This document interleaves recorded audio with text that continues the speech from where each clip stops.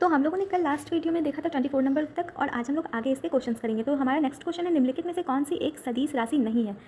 तो यहाँ इसमें सदिश राशि नहीं है, वो हो जाएगा द्रव्यमान। द्रव्यमान जो है वो सदिश राशि नहीं है, वो एक अदिश राशि है, क्योंकि उसमें दिशा और परिणाम दोनों होता है। 26वां क्वेश्चन है, अदिश राशि है। इसमें पूछा है कि अदिश राशि कौन सी है, तो इसका राइट आंसर हो जाएगा यहाँ पे हमारा ऊर्जा। ऊर्जा जो है वो एक अदिश राशि है। नेक्स्ट है 27 नंबर में, निम्नलिखित में से कौन सी एक सदिश राशि है। तो यहाँ संवेग, संवेग हमारा राइट हो जाएगा। संवेग जो है वो है सदिश राशि। निम्नलिखित में से कौन सी सदिश राशि नहीं है, तो इसका आंसर हो जाएगा ऑप्शन नंबर डी। आयतन जो है, आयतन सदिश राशि नहीं बल्कि अदिश राशि होती है। 29 नंबर है, निम्नलिखित में से सदिश राशि है। तो इसका राइट आंसर हो जाएगा सदिश राशि है वेग। वेग जो है वेग एक सदिश राशि है। 30वां क्वेश्चन हो जाएगा हम लोगों का, निम्नलिखित में से कौन सी एक व्युत्पन्न परिणाम नहीं है। तो यहाँ इसका राइट आंसर हो जाएगा द्रव्यमान। द्रव्यमान का व्युत्पन्न परिणाम नहीं है। इसके बाद 31 नंबर क्वेश्चन में आता है, त्वरण ज्ञात करने का सही सूत्र कौन सा है। तो त्वरण ज्ञात करने का सही सूत्र है तो वो हो जाएगा हमारा A = v - u/t। Next question को देखते हैं। तो नेक्स्ट क्वेश्चन में पूछा है, पदार्थ के संवेग और वेग के अनुपात में कौन सी भौतिक राशि प्राप्त की जाती है। तो इसका राइट आंसर हो जाएगा यहाँ पे द्रव्यमान। अब चलते हैं नेक्स्ट क्वेश्चन की तरफ। तो हमारा 33 नंबर क्वेश्चन है, प्लांक के अचर में इसका आयाम होता है। तो इसका राइट आंसर हो जाएगा यहाँ पे कोणीय वेग, option number C. Next question है, एक लड़की झूले पर बैठी स्थिति में झूला झूल रही है। उस लड़की के खड़े हो जाने पर दोलन का आवर्तकाल क्या होगा। कम हो जाएगा, अधिक हो जाएगा, लड़की की ऊंचाई पर निर्भर करेगा, अपरिवर्तित रहेगा। तो इसका जो राइट आंसर हो जाएगा वो हो जाएगा कि कम हो जाएगा। नेक्स्ट क्वेश्चन हम लोग देखते हैं। तो 35 नंबर क्वेश्चन है कि घूर्णन करती एक गोल मेज पर अचानक एक लड़का आकर बैठ जाता है, तो मेज के कोणीय वेग पर क्या प्रभाव पड़ेगा। तो प्रभाव जो पड़ेगा वो क्या होगा, कम हो जाएगा। नेक्स्ट क्वेश्चन है, यदि किसी चलती हुई वस्तु के वेग को 2 गुना कर दिया जाए तो उसका या उसकी गतिज ऊर्जा 4 गुनी हो जाती है। तो सी नंबर हो जाएगा हमारा राइट आंसर। इसके बाद देखते हैं 37 नंबर क्वेश्चन। 37 नंबर क्वेश्चन कह रहा है, किसी पिंड के द्रव्यमान तथा भार में अंतर होता है, क्योंकि द्रव्यमान जो है वो स्थिर रहता है जबकि भार जो है वो परिवर्तनीय होता है। तो इसका राइट आंसर हो जाएगा हमारा यहाँ बी। 38 नंबर है, किसी भी स्थिर या गतिशील वस्तु की स्थिति और दिशा में तब तक कोई परिवर्तन नहीं होगा जब तक उस पर कोई बाह्य बल सक्रिय ना हो। यह कथन है किसका। तो यह कथन हम लोग जानते हैं कि न्यूटन के गति विषयक का प्रथम नियम है ये। तो इसका राइट आंसर हो जाएगा ऑप्शन नंबर ए। नेक्स्ट है, किसी असंतुलित बल द्वारा किसी पिंड में उत्पन्न त्वरण बल के अनुक्रमानुपाती होता है। तो इसका राइट आंसर हो जाएगा यहाँ पे ऑप्शन नंबर बी। 40वां क्वेश्चन है, न्यूटन के गति के तीसरे नियम के अनुसार क्रिया और प्रत्येक प्रतिक्रिया के संबंधित बल है। तो राइट ऑप्शन हो जाएगा ऑप्शन नंबर सी, हमेशा विभिन्न वस्तुओं पर ही लगे होने चाहिए। 41 नंबर क्वेश्चन है, प्रत्येक क्रिया के बराबर एवं विपरीत दिशा में एक प्रतिक्रिया होती है। यह है न्यूटन के तीसरे गति के नियम के अनुसार। ठीक है, नेक्स्ट हो जाएगा हमारा 42 क्वेश्चन। 42 क्वेश्चन में है, जल में तैरना न्यूटन के किस गति के नियम के कारण संभव है। तो जल में जो तैरना होता है वो न्यूटन के तीसरे नियम के कारण ही संभव है। नेक्स्ट देखते हैं हम लोग 43 नंबर। 43 नंबर में कह रहा है, 43 नंबर है, कोई पिंड तब तक विराम अवस्था में ही बना रहेगा जब तक उस पर कोई बाह्य बल कार्य नहीं करता। यह कथन किसका है। तो यह कथन जो है ये कथन है न्यूटन का। 44 नंबर है, बल की परिभाषा आती है न्यूटन के पहले नियम से। बल की जो परिभाषा आती है वो है न्यूटन के पहले नियम से। नेक्स्ट क्वेश्चन हम लोग देखते हैं 45 नंबर, किसी पिंड में उस गुण धर्म को क्या कहते हैं जिसमें वह सीधी रेखा में विराम या एक समान गति की स्थिति में किसी भी परिवर्तन का विरोध करती है। तो इसका राइट आंसर हो जाएगा जड़त्व के कारण। नेक्स्ट क्वेश्चन है 46 नंबर। 46 नंबर पे है, न्यूटन के पहले नियम को भी कहा जाता है। तो न्यूटन के पहले नियम को भी कहा जाता है जड़त्व का नियम। ठीक है, तो इसका राइट आंसर हो जाएगा ऑप्शन नंबर बी। नेक्स्ट है हमारा 47 नंबर। 47 नंबर को हम लोग देखते हैं।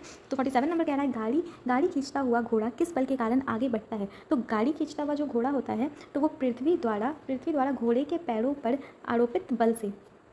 नेक्स्ट क्वेश्चन है 48 नंबर, चलती हुई बस जब अचानक ब्रेक लगती है तो उसमें बैठा हुआ यात्री आगे की दिशा में गिरते हैं। इसको किसके द्वारा समझाया जा सकता है। तो इसको जो है न्यूटन के पहले नियम के द्वारा समझाया जा सकता है। और ये क्वेश्चन अभी जो बिहार पुलिस का एग्जाम कैंसिल हुआ है उसमें भी ये क्वेश्चन पूछा गया है।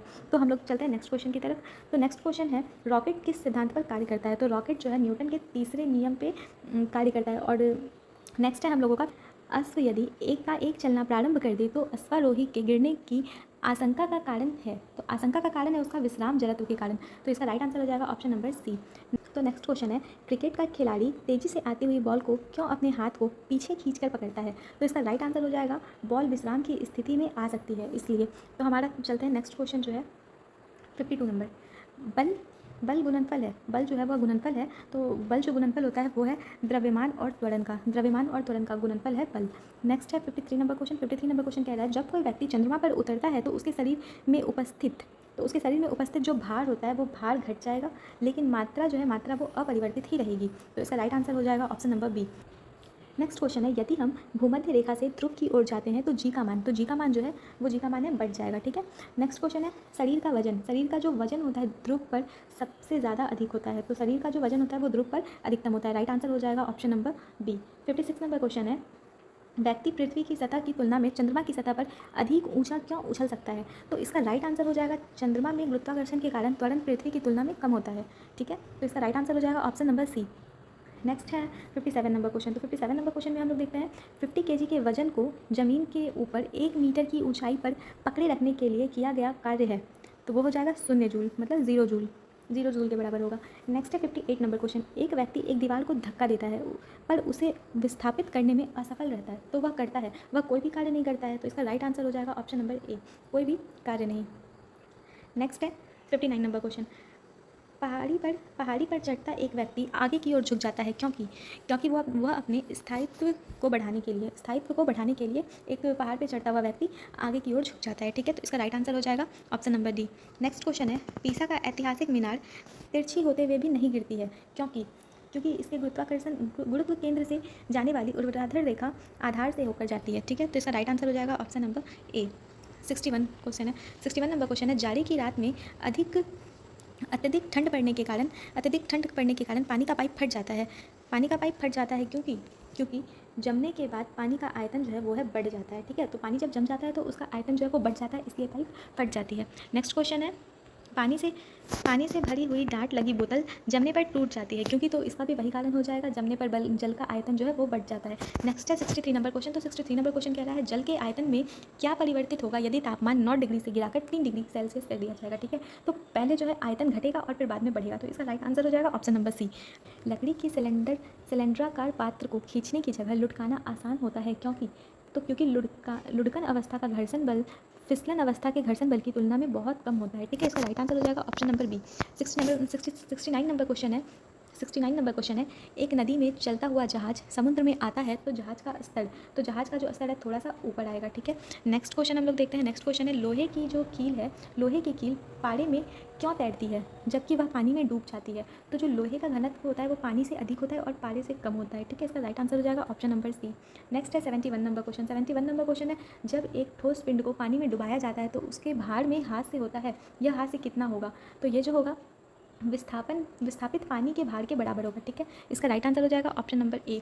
72 नंबर क्वेश्चन हम देखते हैं, बर्फ़ पानी में तैरती है परंतु अल्कोहल में डूब जाती है, क्योंकि यहाँ भी राइट आंसर हो जाएगा ऑप्शन नंबर डी, बर्फ़ पानी से हल्की होती है तथा अल्कोहल से भारी होती है। ठीक है, राइट आंसर हो जाएगा इसका ऑप्शन नंबर डी। नेक्स्ट है, यहाँ एक झील में तैरने वाली इस्पात की नाव के लिए नाव द्वारा विस्थापित पानी का भार कितना है, तो नाव के उस भाग के भार के बराबर जो झील के पानी की सतह के नीचे है। ठीक है, इसका राइट आंसर हो जाएगा option number C.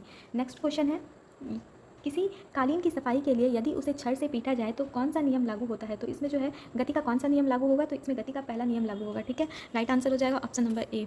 Next question है, सड़क पर चलने की अपेक्षा बर्फ़ पे चलना कठिन है, क्योंकि बर्फ़ में जो है ना, बर्फ़ में सड़क की अपेक्षा घर्षण जो है वो बहुत ही कम होता है, तो इसलिए बर्फ़ पे चलना थोड़ा सा कठिन होता है। नेक्स्ट क्वेश्चन है हमारा 67 नंबर, रोड़ी युक्त सड़क की तुलना में बर्फ़ पर चलना कठिन होता है, क्योंकि सेम क्वेश्चन है, क्योंकि पैर तथा बर्फ़ के मध्य घर्षण बल रोड़ी एवं पैर के मध्य घर्षण बल की तुलना में कम होता है। तो हमारा नेक्स्ट क्वेश्चन है, लकड़ी।